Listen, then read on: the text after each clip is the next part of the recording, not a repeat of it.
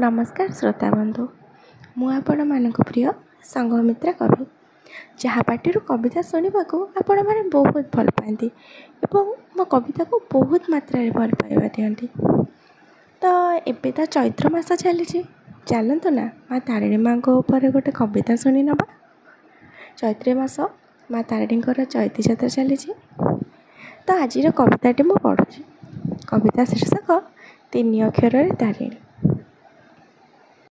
तीन अक्षर तारिणी ना तो तू तो माँ दुख हारिणी।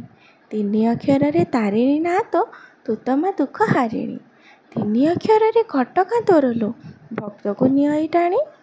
तीन अक्षर ओढ़णी लो तोर उड़ुए फर फर। तीन अक्षर ओढ़णी लो तोर उड़ुए फर फर। तीन अक्षर नड़ियार पानी झरुए झर झर। तीन अक्षर सिंदूर तोर लो दिशुए चकमक। तीन अक्षर सिंदूर तोर लो दिशुए चकमक।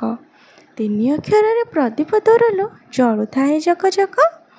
तीन अक्षर मंदिर तोर लो दिशय अति सुंदर। तीन अक्षर मंदिर तोर लो दिशय अति सुंदर।